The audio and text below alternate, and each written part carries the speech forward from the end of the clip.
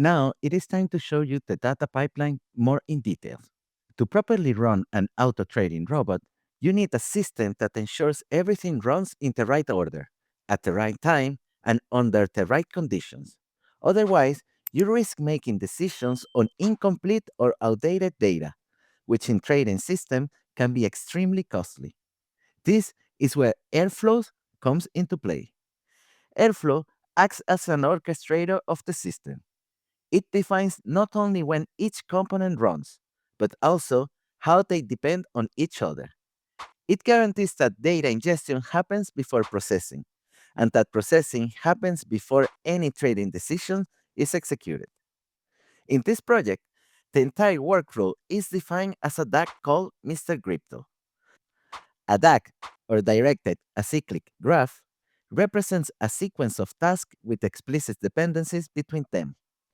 Each box in the graph is a task, and each arrow defines the execution order. This means that the system is not just executing scripts, it is executing a structured workflow where every step has a defined role and position. This is particularly important in data system because correctness is not only about logic, but also about timing and ordering. Running the right code at the wrong time can be just as problematic as running incorrect code. At a high level, this stack is composed of six main tasks. The pipeline follows a very clear structure. First, we log the execution. Then, we ingest three data sources. After that, we scan the market looking for trading opportunities. And finally, we execute the trades. Even though the system is conceptually quite simple, this structure enforces strong guarantees about how data flows through the platform. The first task in the pipeline is execution logging. Before doing anything else, the system registers metadata about the execution itself. This includes information such as the IP address of the machine running the job, the exact start time, the end time, and the total duration of the execution. At a first glance, this might look like a minor or purely operational detail, but in reality, this layer is fundamental for observability and long-term reliability. By storing this information in a centralized way, we can track how often the system runs. We can detect anomalies in execution time, and even we can correlate the system behavior with trading activity. For example, if a pipeline suddenly starts taking longer than expected, this could indicate issues in the data ingestion or external API latency. Or maybe the system is just taking longer because there are too many trades to do. And in this case, it's a case that the system is taking longer than expected. After logging, the pipeline moves into the data ingestion phase, which is composed of three independent tasks. Each of these tasks has a clear and isolated responsibility, following a key principle in the data engineering: separation of concerns. At this stage, we are not trying to transform or clean the data. The only goal is to collect it as accurate as possible and store it as a raw data. These follow an ELT approach, where the data is first extracted and loaded into the system before any transformation happens later. Going into details, the first ingestion task in here is crypto seeds. This task is responsible for loading all the configuration data required by the trading robot. This includes, on one side, the system data like the trading pairs and the brokers we can operate with, and on the other side, it includes the user configuration data that define how each strategy is going to behave, basically how the user wants to trade his money. In my production environment, this information is stored in an application database, where users can define and update their strategies dynamically using a mobile app or a website. However, for this demonstration, and to keep the system secure, this data is loaded from CSV files using dbt. This approach allows me to simulate the production live setup I have while keeping the full control over the data that I am sharing here to avoid direct exposure of any sensitive information. This is extremely relevant when you start working with sensitive data. The second ingested task retrieves market data implemented using the CoinDesk API. In this step, the system downloads the price data for each asset. This data follows the standard OHLC structure, highly used in trading systems. This stands for open, high, low, and close prices over a given time interval. These four values summarize how the price of an asset has evolved within a specific time window, and they are the foundation of most technical analysis methods. In this implementation, we use daily data. This means that for each day, we store the full price evolution of the asset, and we have the whole historical per asset. The third ingestion task is portfolio synchronization, which retrieves the current state of the trading account from the exchange.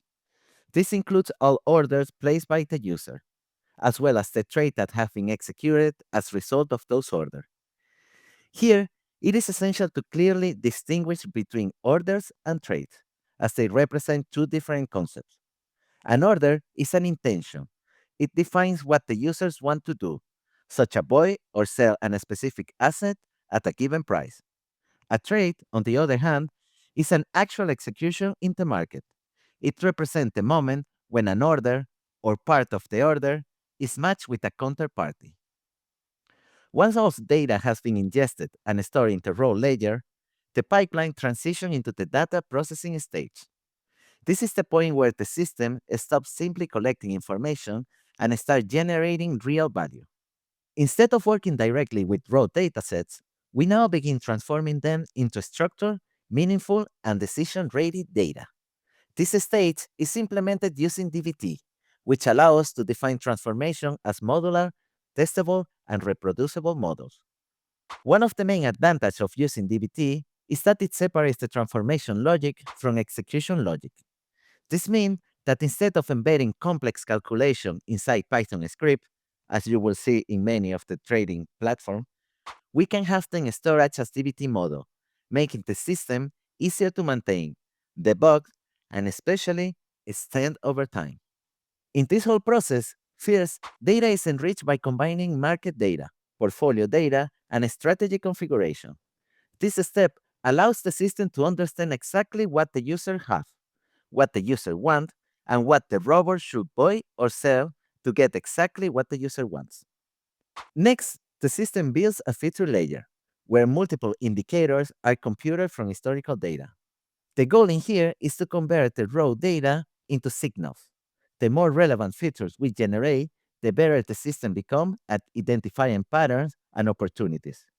Think that this is the place where you will use the indicators you want to build your own strategies. These features are then translated into trading signals, turning data into clear, actionable insights, such as buy or sell conditions.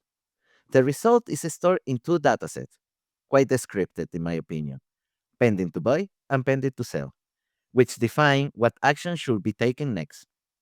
Finally, in the decision engine, these signals are interpreted to different strategies, which determine how and when trades should be executed. Once the potential trades have been detected, the pipeline moves into the final stage, the auto trading engine. This component is intentionally designed to be simple and deterministic. Its responsibility is not to think, but to act. It treats the outputs generated by the processing layer, specifically the pending to buy and pending to sell datasets, and translate them into actual market orders. For example, if the system determines that an asset should be bought at a specific price, the engines create a limit order with that price and send it to the exchange via the API. Each order contains detailed metadata, including the strategy that generated, the entry price, the allocated capital, and a unique client order identifier. Now, I want to run an end-to-end flow just to take a look how long it takes for the whole process to execute. So we start by running.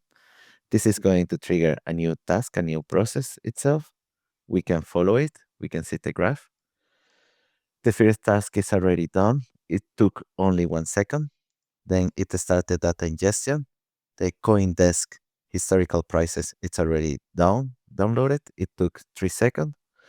The part of grid to sit took 14 seconds, and the portfolio also took 14 seconds. So we have all the data sources, the raw data that we need.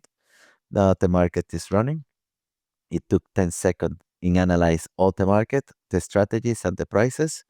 And at the end, the auto trading system, it took 4 seconds to run. And if we see, it executes 6 orders. So basically we have 3 assets. In this case are Cardano, Bitcoin, and Solana.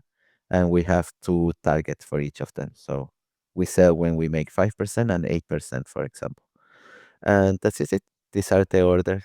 The whole process itself took 37 seconds. And as you can see, is one of the longest one. Normally takes around 25 seconds.